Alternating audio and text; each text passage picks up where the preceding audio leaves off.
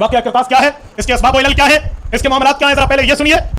رسول اکرم صلی اللہ علیہ وسلم نے وفات سے پہلے جمعرات کے دن، ایک روایت میں بدھ کے دن، حضور کی وفات پیر کے دن ہوئی ہے، جمعرات جمعہ ہفتہ اتوار پیر 5 دن پہلے صحابہ کرام جمع ہے، اللہ کے رسول فرماتے ہیں لاؤ کاغذ قلم، لاؤ قلم دوات، جو اس زمانے کا تھا، میں تمہیں ایسی تحریر لکھ دوں تم کبھی گمراہ نہیں ہوں گے۔ جو نئے ہیں وہ دوڑے ہیں قلم دوات کی طرف، عمر فاروق نے روک دیا، کہا یا رسول اللہ حسبنا کتاب اللہ، ہمارے پاس تو آپ کی دی ہوئی اللہ کی کتاب کافی ہے۔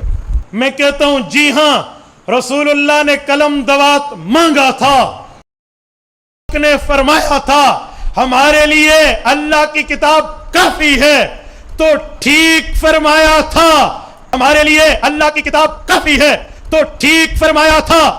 پتا تھا حضور ہمارا امتحان لے رہے ہیں، حضور نے امتحان لیا، امتحان میں پاس ہوئے ہیں، عرض کرنے لگے آپ پہ تو آیت اتری، دین مکمل آپ نے فرما دیا، مذہب مکمل آپ نے پڑھا دیا، اسلام مکمل، اب امتحان کیا، نئی چیز کی ضرورت نہیں، ہمارے لیے وہی قرآن کافی ہے۔ انہوں نے کہا پہلا دفاع یہ ہے کہ جب رسول نے کہا تھا کہ مجھے کاغذ قلم دو، تو اس وقت صحابی کا انکار کرنا اس بات کی دلیل ہے کیونکہ رسول امتحان کی وجہ سے مانگ رہے تھے، امتحاناً مانگ رہے تھے، کیونکہ الیوم اکملت لکم دینکم کے بعد دین کامل ہو گیا تھا، کسی مزید فرمان کی ضرورت نہیں تھی، تو نبی صحابہ کا امتحان لینا چاہتے تھے کہ دیکھ اس کے اگر آپ نمبر چاہیں گے، انٹرنیشنل کا جو نمبر جو بخاری کی مرکزی جلد ہے، یہ سب سے پہلے 114 نمبر پہ بخاری نے اس حدیث کو نقل کیا ہے، اس کے بعد یہ 6 مختلف مقامات پر حدیث آئی ہے، تھوڑے تھوڑے لفظ بدلے ہیں لیکن مرکزی متن تبدیل نہیں ہوا۔ یہ ہے سب سے پہلی حدیث۔ اب جب میں نے اس حدیث کو دیکھا کہ اس کو مخالفین مذہب نے اس حدیث کے بارے میں کیا لکھا ہے، تو انہوں نے اس حدیث میں مختلف قسم کے بہانے تراشے ہیں۔ انہوں نے پہلا بہانہ جو بیان کیا ہے، میں نے اس پہ اتنی محنت کی ہے کہ جنہوں نے اس حدیث کو دفاع کرنے کی کوشش کی ہے انہیں پڑھا بھی ہے، اور جو لکھتے نہیں انہیں سنا بھی ہے کہ آخر اس کا دفاع کیسے کر رہے ہیں، کس چیز کے ساتھ دفاع کر رہے ہیں۔ اب انہوں نے پہلا دفاع کیا کیا، انہوں نے کہا پہلا دفاع یہ ہے کہ جب رسول نے کہا تھا کہ مجھے کاغذ قلم دو، تو اس وقت صحابی کا انکار کرنا اس بات کی دلیل ہے کیونکہ رسول امتحان کی وجہ سے مانگ رہے تھے، امتحاناً مانگ رہے تھے، کیونکہ الیوم اکملت لکم دینکم کے بعد دین کامل ہو گیا تھا، کسی مزید فرمان کی ضرورت نہیں تھی، تو نبی صحابہ کا امتحان لینا چاہتے تھے کہ دیکھوں کہ میں ان سے کاغذ قلم مانگوں تو یہ مجھے دیتے ہیں، اگر یہ مجھے دیں گے تو پھر مجھے پتہ چل جائے گا کہ جب اللہ نے کہہ دیا ہے کہ دین کامل ہو گیا تو پھر یہ کسی اور نئی چیز کو کیوں لکھوا رہے ہیں۔ تو لہٰذا رسول صحابہ کا امتحان لے رہے تھے، تو صحابہ اپنے امتحان میں کامیاب ہو گئے، انہوں نے کاغذ قلم نہیں دیا۔ یہ پہلی طویل ہے۔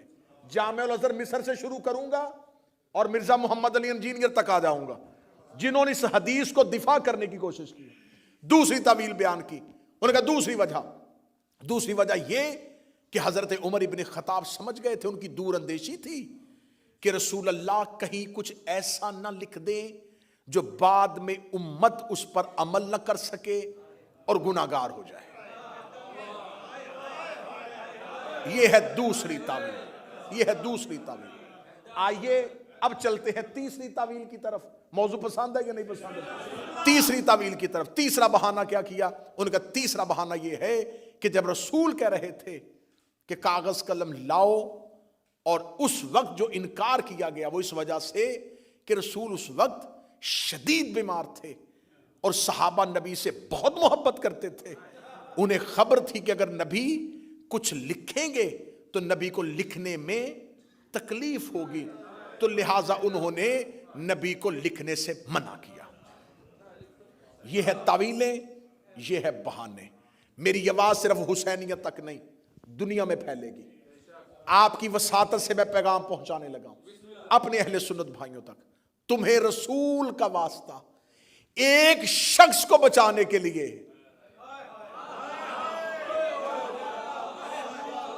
صرف ایک پرسنالٹی کو بچانے کے لیے، ایک ذات کو بچانے کے لیے، اسلام کے ساتھ اتنا گھرونا مذاق نہ کرو۔ हकीकत का सामना करो, हकीकत को आंखों में आंखें डाल के कबूल करो। अब तुमने 4 तवीलें की जो तुम्हारे जामिल अजहर मिस्र से शुरू हुई और जेहलम में बैठे हुए मिर्जा मोहम्मद अली तक, उसने यही तवीलें पेश की, यही वजह थी, इसके अलावा कोई वजह नहीं थी। आओ एक एक तवील पे बात करते हैं। पहली तवील, तुमने कहा कि रसूल ने इम्तिहानन कहा था। जब रसूल ने इम्तिहानन कहा था तो जब सहाबा इम्तिहान में कामयाब हो गए तो रसूल ने बजाय मुबारक देने के हुजरे से क्यों निकाला?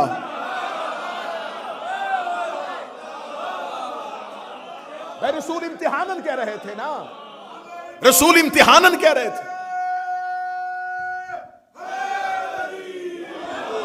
रसूल इम्तिहानन कह रहे थे कि देखे मेरी उम्मत मेरे बाद सहाबा क्या करेंगे। तो जब रसूल ने इम्तिहान लिया, सहाबा इकराम कामयाब हो गए, रसूल को चाहिए था कि मुझे बिठाओ, मैं तुम्हें सीने से लगाऊं कि मेरे बाद तुम इतने काबिल हो चुके हो कि अब तुम दीन में कोई नई चीज नहीं लिखवाना चाहते।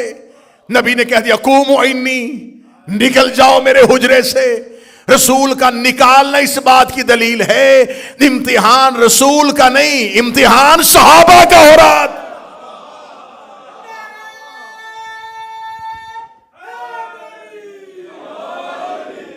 अब इस हदीस को, और मैं जब इसको इस पे पूरा तैयार कर रहा था कि इस हदीस को हमने कैसे दिफाई पोजीशन पे आके इसका सामना करना है, तो मैं सबको सुन रहा था राजा।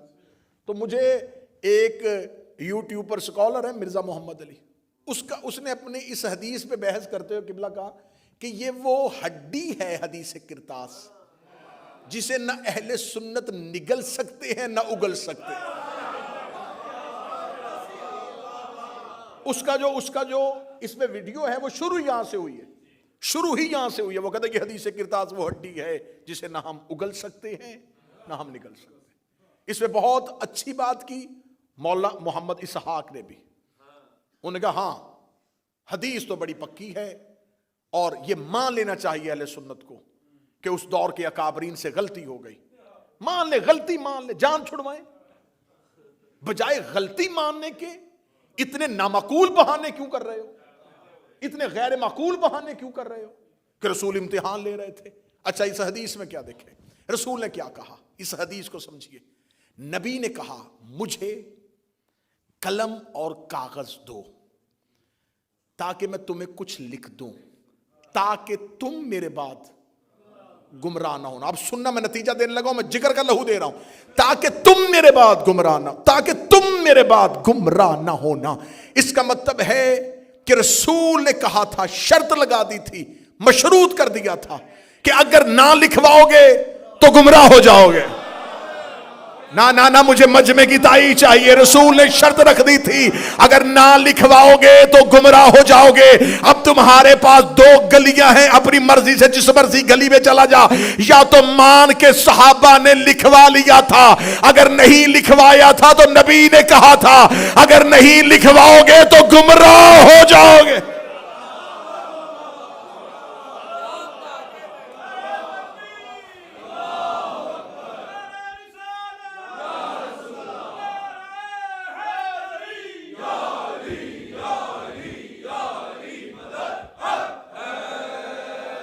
अगर ना लिखवाओगे तो गुमराह हो जाओगे।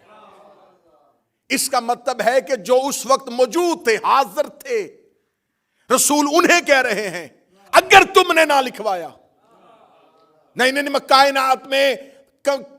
कायनात के सबसे बड़े नबी की हिकमत पढ़ रहा हूं। नबी ने फरमाया अगर तुमने ना लिखवाया तुम गुमराह हो जाओगे। इसका मतलब कि आज तक उम्मत में जो गुमराह हो रहा है, क्योंकि हम तो वहां थे ही नहीं। बोलो जो हुसैन के नौकर बैठे हो, मेरा आज का अहले सुन्नत भाई, तुम भी वहां पे नहीं थे, फिरके बने ही नहीं थे। जब तुम बने ही नहीं थे तो इसका मतलब कि आज जो गुमराह हो रहा है, हम तो वहां पर थे ही नहीं। वहां पर तो कुछ और लोग मौजूद थे जिन्हें नबी ने कहा था अगर तुमने ना लिखवाया तो तुम गुमराह हो जाओगे। इसका मतलब वो गुमराह हुए थे कागज कलम ना देने की वजह से। क़यामत तक उम्मत गुमराह होगी उनकी वजह से।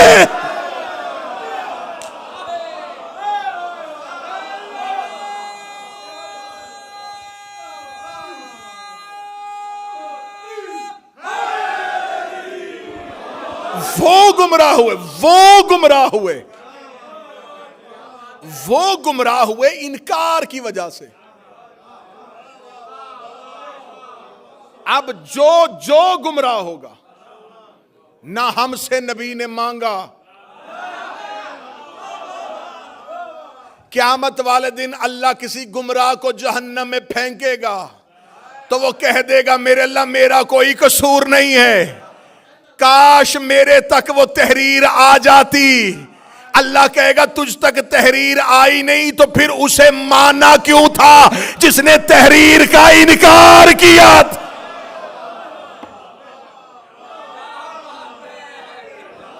امت گمراہ.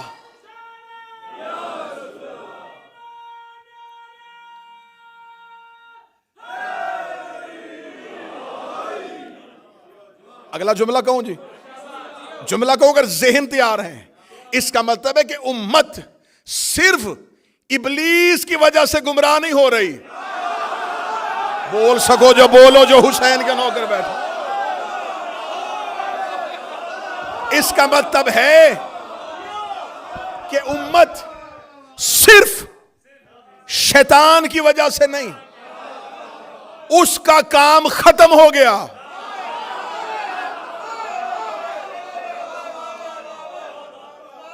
رسول کہہ رہا ہے لن تضلوا بعدہ، نہ گمراہ ہو جانا میرے بعد.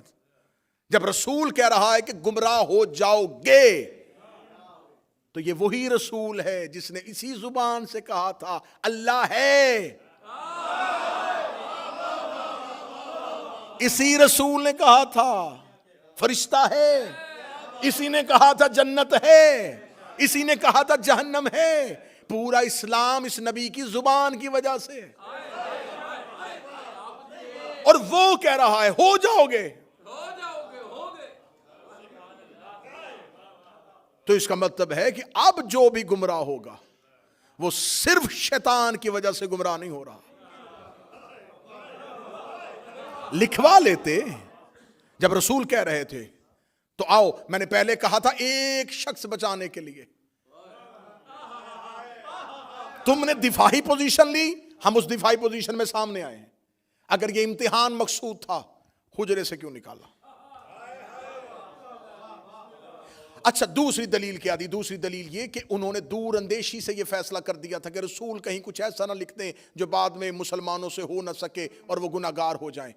اچھا یہ بات نبی کے ذہن میں نہیں آئی.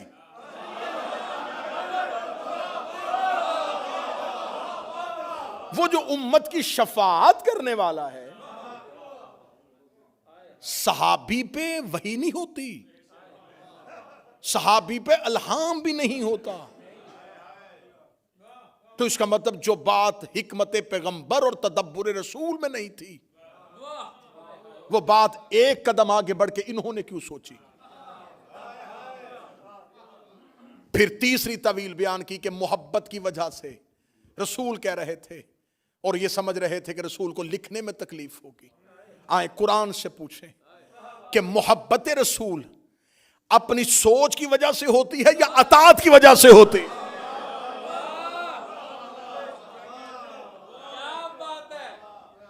میں اٹھوں اور میں صبح فجر کی نماز پڑھوں، 2 رکعت پڑھوں اور مجھے لطف آئے، میں دوسری رکعت میں بجائے تشہد کے بیٹھنے کے میں اٹھ کے کھڑا ہو جاؤں.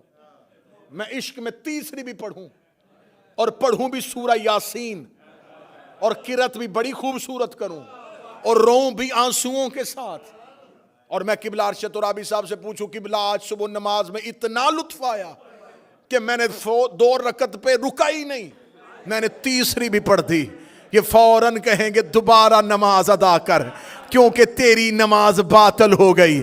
میں نے کہا تیسری رکعت میں یاسین پڑھی تھی، رکوع میں رویا بھی پڑا تھا. انہوں نے کہا 2 پڑھی تھی تو اطاعت تھی، تیسری پڑھی تو بغاوت ہو گئی.